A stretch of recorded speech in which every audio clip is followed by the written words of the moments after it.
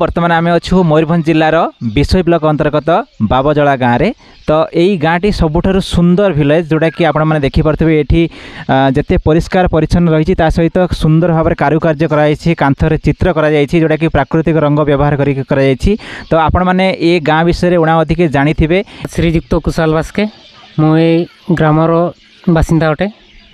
भीमसेन बास्के। तो यही गाँ गोटे स्वतंत्र परिचय पाई आम ओडिशा रे आ विशेषकर मयूरभंज जिले में आदिवासी अध्युषित अंचल ये सुंदर गाँ अन्य मानक एक उदाहरण पलटि अन्य मानक प्रेरणार उत्स पलटि आम गाँ को आम समस्ते जदि निजर आंतरिकता रहा स्वच्छ सुंदर करिपरिबा।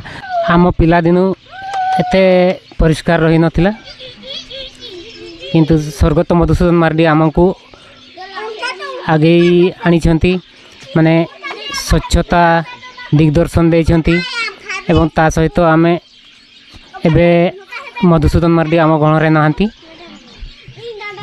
सेति सहित आमे बजाय रखी जे आमे सुंदर परिवेश रखी आमे लोकन को वार्ता देवा से सकाश रे अछु। तो कहिबे कि आपनक गाँर सबुठारु नियारा पर्व बा एमिति भाईचारा पर्व कौन जोड़ा कि समस्त मिलमिशि पालन करती? आम समाज रे जतकी बाहा सोरहाय लगी रही ता सहित हमर पाता पर्व हुए शिवरात्रि समय पाता पर्व हुए। अन्य जगार अन्य कौन दूर दूरांत लोक मैंने आसती तो आपको केमी लगे आपंकर से विषय कौन मतामत रही? आमको भल लगे गोटे पर्व पालित बोली लोक मैंने आसुंच से बहुत खुशी अच्छु। तो भाई आपन कहिबे जे आपनक गाँव रे ए जो कहले जे स्वच्छ सुंदर रही पारुछि तो कहा पाई बा आपन भावुछन्ते जे समस्तंकर सहयोग फल रे ना विशेष करी अन्य किछि युव गोष्ठी मानक पाई किबा अलगा कहा मानक पाई ए सब जिंस कहा माध्यम रे जिंस रही पारुछि मेंटेन करि पारुछन्ते आपन? एटा गाँर एकता गाँर एकता एकजुट ही आमको एते आगु को आनी आसी। बहुत भल कथा कहले गाँव जदि एमती भाईचारा रहिबो एकता रहिबो ताहले निश्चित भाव में गाँटी सुंदर हो पारिबो। आमे वर्तमान सुनी पारुछु जे जो संध्या रे किचिरी मिचिरी शब्द जहा कि धीरे धीरे लोप पाइबा को बसिलानी गाँटा कोन एमती सब बेले गाँ सुंदर रही पारिबोनी? रहिबो सब जिंस निजे ऊपर डिपेंड करूछि। आमे जेमिति रहिबा को इच्छा गाँ गहळी रे हो सहर रे हो जेमिति आमे डिपेंड करिवे सेमिति रही पारिबा।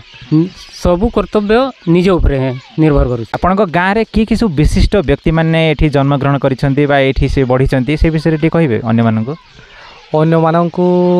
कहवाई तो पद्मश्री पाई आमर दमयंती बेसरा महोदय तापर आमर लेखक महोदय थे मधुसूदन मार्डी जहाँ कथा कहते यापर छोट मोट एमती